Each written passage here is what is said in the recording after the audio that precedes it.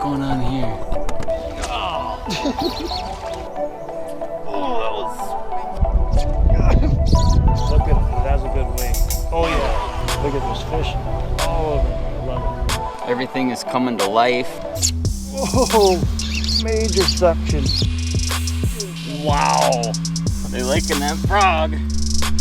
Wow, holy. Oh, oh, got him. Oh yeah, yeah. This happens to be not charted, but I know where those shallow bays are and where the deep water is. I can just go around. I can also use my depth, obviously, and just find out those areas. And then just using a visual, visual cues are always a big thing. Things are growing, things are progressing. It's one of my favorite times of year, other than fall.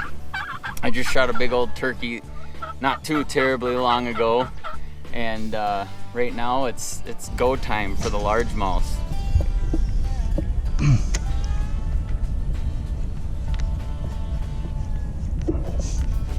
It's the best when you see that V coming from the whole way.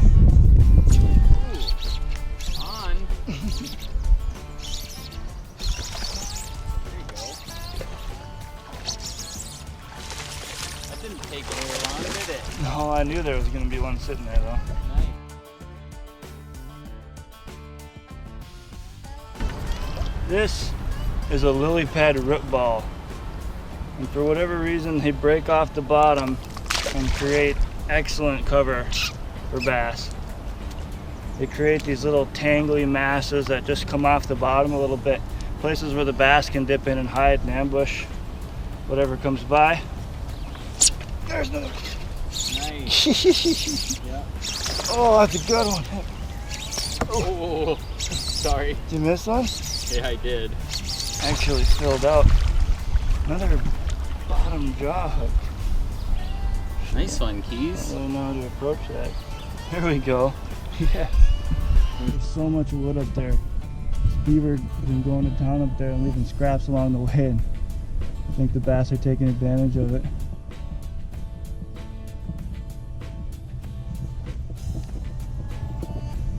Do it. Do your thing, baby. Nice. Oh. Oh, got him. Oh, nice one.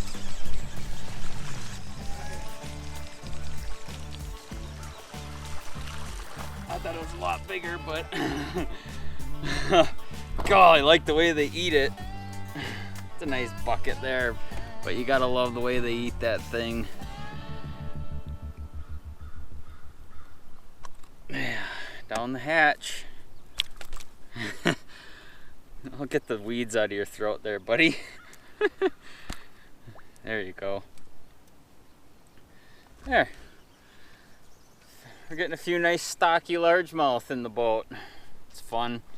Like I was saying, breaking down this reservoir is going to be the same for me pretty much as I would break down any lake. Water temperatures in here are warmer, and we're actually throwing frogs right now. On any other body of water around here, it'd be too early for that.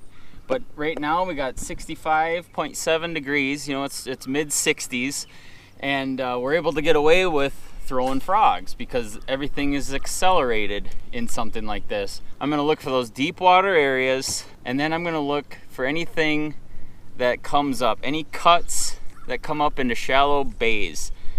And that's gonna draw a lot of fish early in the year. Those fish are gonna vacate those deep waters and they're gonna slide up into that shallow water. Right now, this is a prime example. There's lily pads up. This thing is really far along as far as any other body of water goes. So that's gonna give me a good starting point for locating fish. So like Kyle was saying, this lake, this body of water is quite a bit farther along. We've got just a plethora of lily pads out here right now. And with all the lily pads comes their rhizomes, which are their root structures.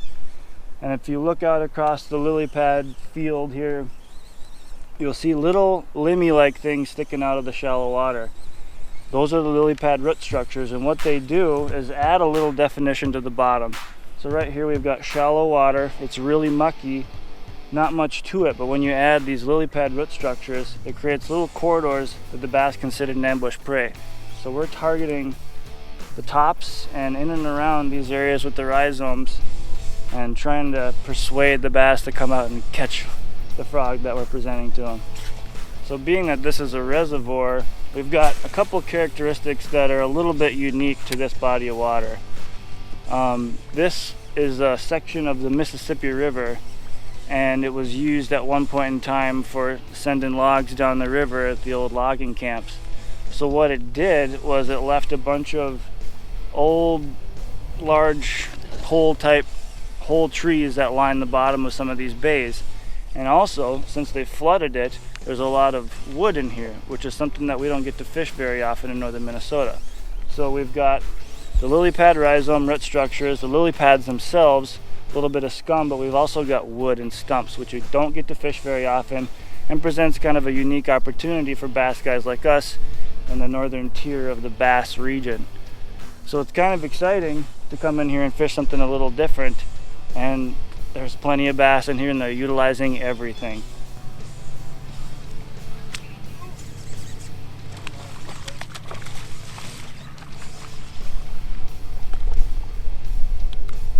Yeah.